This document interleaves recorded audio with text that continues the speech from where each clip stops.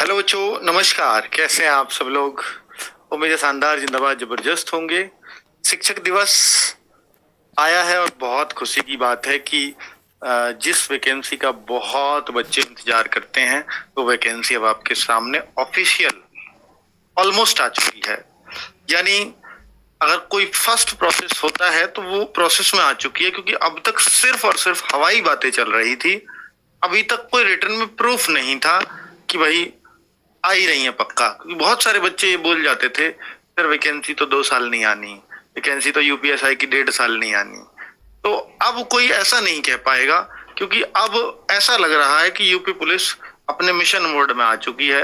Constable का tender उन्होंने निकाला, उन्होंने जेल वार्डर का टेंडर अभी निकाल दिया, उन्होंने कई एक दो टेंडर और बीच में निकाल दिया और चौथा टेंडर यूपीएसआई का निकाल दिया। अब लग रहा है कि ये सारी भर्तियां शायद लाइन से निकलेंगी, और इतना तय है कि अब यूपीएसआई कांस्टेबल के 1-2 महीने बाद आ जाएगी। अगर कांस्टेबल हम उम्मीद कर रहे हैं, जैसे कांस्टेबल का टेंडर हुआ था 25 अगस्त लास्ट डेट, इसकी 25 सितंबर कर दी है लास्ट डेट। तो अभी ये भर्ती उससे 1 महीने बाद चल रही है। उसके फॉर्म हम उम्मीद कर रहे हैं कि कांस्टेबल के यूपी के नवंबर में आएंगे। तो अगर अलग कंपनी हुई तो इसके दिसंबर में आ जाएंगे, सेम कंपनी हुई तो हो सकता है इसके फॉर्म जनवरी तक पहुंच जाए। ठीक है, इतना ही होगा बस। लेकिन आचार संहिता की बात आ सकती है दिसंबर के बाद से कभी भी। तो अगर आचार संहिता लगती है तो हो सकता है कि ये वैकेंसी फिर कहीं ना कहीं इलेक्शन के बाद भी चली जाए। क्योंकि आचार संहिता में नई वैकेंसी नहीं निकाली जा सकती, और होती भी नहीं है। कहने को परमिशन लेकर के निकाली जाती है, चुनाव आयोग की परमिशन ले ली जाएगी और निकाल दी भी जाएगी कि हम तो इसका प्रोसेस पहले से ही शुरू कर रखा है, जस्ट ये तो उसका स्टेप है। ऐसे कह के परमिशन मिल भी जाती है। पर कौन सरकारी आदमी इस चीज का इतना पेन लेगा? कोई नहीं करता, कोई कोशिश भी नहीं करना चाहता। तो मैं ये नहीं कह सकता कि ये इलेक्शन से पहले, यानी जो 2024 का इलेक्शन है प्रधानमंत्री मोदी जी वाला, अगर दिसंबर जनवरी से आचार संहिता लग गई, वैसे तो इलेक्शन आप जानते ही हैं कि मई के आसपास ही होता है, और एक चुनाव एक देश वो वाली कहानी भी चल रही है। कहीं ना कहीं अगर डिले हो गया फिर तो आपको फायदा हो जाएगा। फिर तो ये वैकेंसी अगर जनवरी तक आचार संहिता नहीं लगी तो जनवरी में वैकेंसी आ जाएगी पक्का। दिसंबर में नहीं आई तो किसी वजह से, ठीक है, दिसंबर के भी चांस है, लेकिन जनवरी के तो पक्का पक्का है। अब मैंने आपको वॉइस का इशू आ रहा है, वॉइस का इशू आ रहा है क्या बच्चों? और सर सर कर रही है क्या वॉइस का? कहाँ चले जाते हो भाई? अरे यार, हुई नहीं है वहां से, ऑन थी बच्चों वॉइस। 1 मिनट देखो यार, सुन के भाई वॉइस सही आ रही है क्या? घर घर की आवाज है क्या? मतलब क्यों होती है बताने के लिए तुम लोग ही तो हो भाई मेरे पास, तो चलेगा।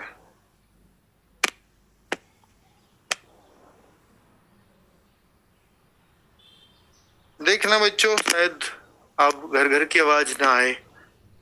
यार मैं वैसे भी ऐसी वीडियोस में बिल्कुल डिस्टरबेंस नहीं चाहता आवाज, क्योंकि मैं इनको बहुत शॉर्ट में अच्छी जानकारी और सटीक जानकारी देना चाहता हूँ।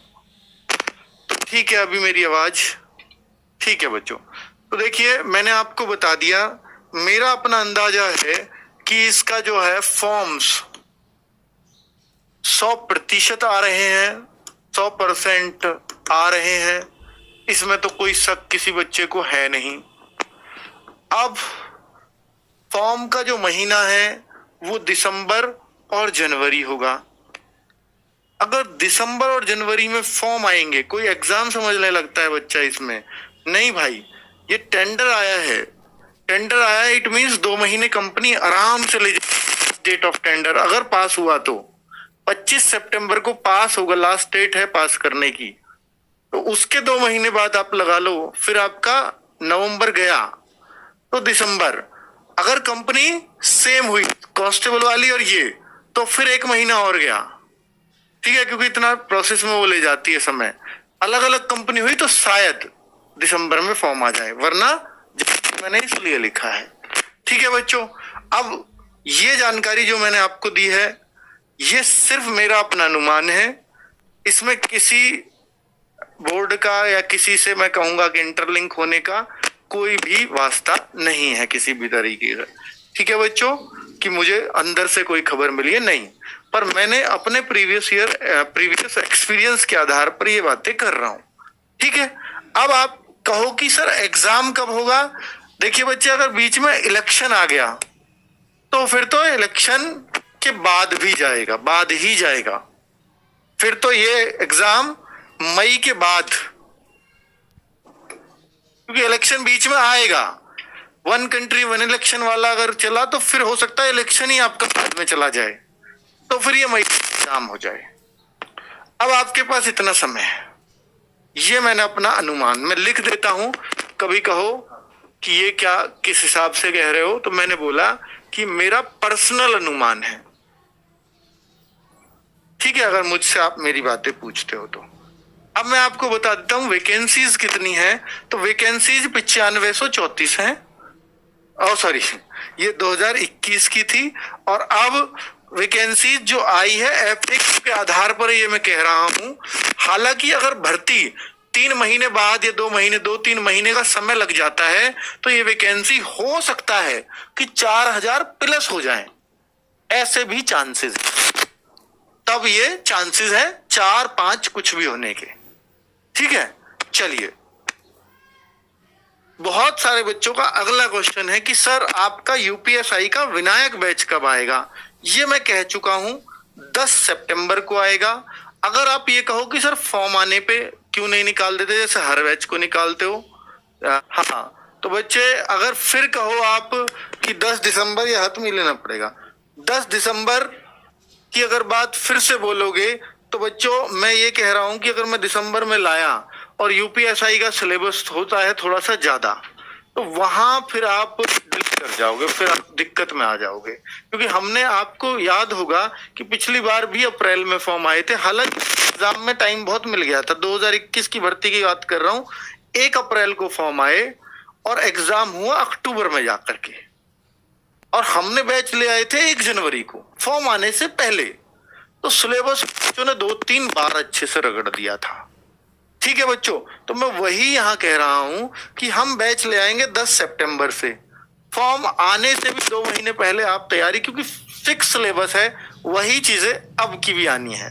और ये अच्छा क्लियर हो गया है टेंडर से कि एक ही एग्जाम होगा। इस बार उम्मीद ये भी लग रही थी कहीं 2 एग्जाम ना कर दे, तो टेंडर में ये ऐसा लग गया, क्योंकि टेंडर में ये बताना पड़ता है कंपनी को क्या क्या प्रोसेस है। तो प्रोसेस यही बताया, एग्जाम है फिर पीएसटी है।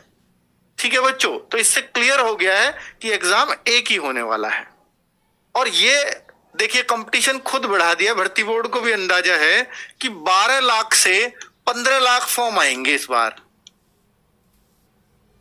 15 लाख वो इसलिए कि पिछली बार भी जो फॉर्म थे वो 11-12 लाख पिछली बार भी थे। इस बार 3 लाख तो बढ़ ही जाएंगे आराम से। ये भर्ती बोर्ड का अनुमान है, सटीक है, इसका नहीं बढ़ेगा। ठीक है, फॉर्म की जो है, इसका मतलब एज वेज भी वही रखने वाले हैं वो जो पहले रखी थी। कोई उसमें छूट वूट का नहीं है कि अगर ये 20% ही ज्यादा फॉर्म उम्मीद कर रहे हैं तो। कंडक्ट ऑफ, देखिए ये एक, अगर आप जानना चाहो तो पिछली बार था ऑनलाइन एग्जाम, तो अब ये ऑनलाइन से ऑफलाइन मोड पर शिफ्ट कर गए हैं, क्योंकि पिछली बार बहुत धांधली के केस आए थे और ये भर्ती बोर्ड ने भी माना था कि काफी लोगों ने गड़बड़ करी है। तो ऑनलाइन से ऑफलाइन की तरफ शिफ्ट कर गए हैं और ये कह रहे हैं कि इससे इनको विश्वास होगा कि हम शायद ज्यादा बेहतर करा लेंगे, क्योंकि ऑनलाइन में भी लोगों ने सेंध मारने की वो निकाल ली है तरकीब। तो इसलिए भर्ती बोर्ड ने डिसीजन लिया होगा। कितना सही साबित होगा ये भर्ती बोर्ड ही देखेगा। चलिए बच्चे आगे बात कर लेते हैं। Physical efficiency test. Physical efficiency test यानी एग्जाम के बाद सीधा पीईटी, डीवी और पीईटी होते रहे हैं पहले से, इस बार भी वही सब इन्होंने दिया है, डीवी पीएसटी। ठीक है, और ये एक और पॉइंट दिया है कि कोई भी कंपनी जो ब्लैक लिस्टेड हुई है वो इसमें अप्लाई ना करे, ठीक है, वरना उसको टेंडर नहीं मिलेगा, अपना टाइम वेस्ट करेगी वो। चलिए, और दूसरा बात बच्चों कि 25 सितंबर तक ही इन्होंने समय दिया है कंपनी को, कि ऐसा नहीं है जो पहले महीनों के लिए निकलते थे। मैं पिछली बार भी बता दूं 2021 में जो यूपीएसआई का टेंडर निकला था वो 2-3 बार बढ़ाया गया था। 1 अप्रैल को भी, फिर वो 30 दिन का टाइम दिया, फिर 1 मई को निकला, फिर 30-31 दिन का टाइम कंपनी नहीं मिल के दे रही है, फिर एक बार और बढ़ा 1 महीने के लिए। 3 महीने में तो टेंडर फाइनल हुआ था और अक्टूबर में एग्जाम हुआ, कम से कम 2-3 ट्विटर अभियान चले थे, तब जाके सरकार को लगा कि बच्चे जागरूक हैं, तो एग्जाम के लिए अलग से ट्विटर अभियान बच्चों ने चलाया था। ठीक है बच्चों, तो 25 सितंबर ये लास्ट डेट दी है टेंडर के लिए। अगर कंपनी फाइनल हो जाती है तो मैं फिर कह रहा हूं, फिर भी 2 महीने फॉर्म में लग जाते हैं। अगर फाइनल हुई तो 2 माह फॉर्म तक आराम से लग जाएंगे, अगर बहुत जल्दी भी किया तो। पैटर्न क्या है वो सबको पता है, रिटन एग्जाम पहले, फिर डीवीपीएसटी, फिर रनिंग, और फिर फाइनल, और लास्ट में जितना बच्चों की वैकेंसी है उतने ही लेते हैं फाइनल में, चाहे मेडिकल में कोई रहे या ना रहे। ये ऐसा ही करते